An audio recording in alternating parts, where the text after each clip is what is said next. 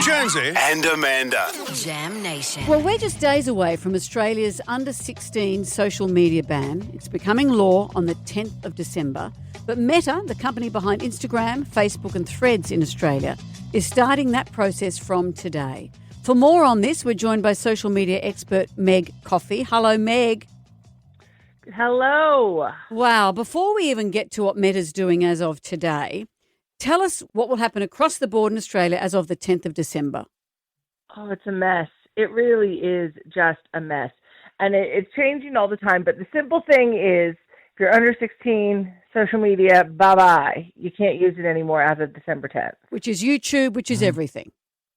Look, it is changing. The big ones are the original ones that the e-safety commissioners come out, Meta, which is Facebook, Instagram, Threads. Now, Messenger is still allowed, but that could change. Any of these could change at any point. All the big ones are saying that, as of December 10th, if you are under 16, you are no longer allowed to use our account, but come back when you are. Yeah. Well, it's interesting you say that. I was following the story of Chloe Covell. She was our Olympic skateboarding champion, and she's posted, she has over 320,000 followers, but she's posted that she has to shut down her Instagram account until she turns 16 next March. That'd be her sponsorship. That'd be everything. Because it said, failure to do so, I risk losing you all. This is the followers that have followed and supported me from the beginning. I'll see you all soon. So she financially could lose a lot of stuff in the next few months.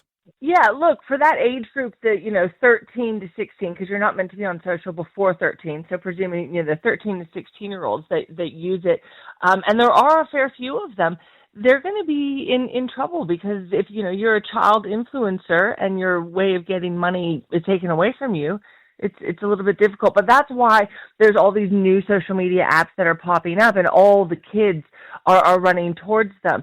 The minister, as well as the e-safety commissioner, have said that the list of what's being banned is fluid, and that is because if these new apps such as Lemonade or some of these other ones don't follow the rules or seem to be too socializing or allowing children to socialize too much, they'll be banned too. So the kids are looking for a workaround.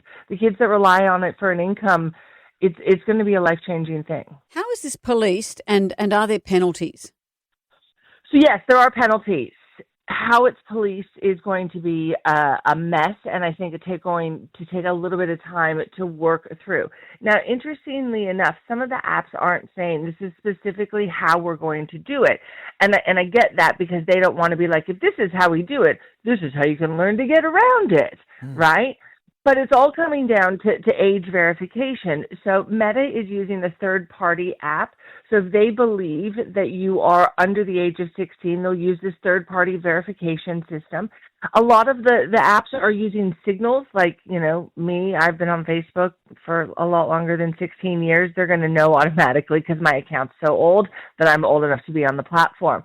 Other ones, based on what it is you interact with and things like that, it'll send signals. It's also arbitrary. There is no singular system for it, which is going to lead to chaos. So, for example, I don't have to verify that I'm not under 16. Well, no. There is a chance because, you do look good. Well, so I appreciate she that. moisturizes. If it catches you or you do something that the app thinks that you're under 16, then yeah. But you and I have both had, Facebook since 2007 when it came out. That right there kind of qualifies us. Yeah. Will this have the desired effect? Because no one is ignoring the horrors that are happening for young people across social media. No one wants that. Will this fix some of that? Oh, look, social media, it's what I do all day, every day, but it's an evil place. It's, it's not good for anyone, children or adults. But, we continue to use it anyways.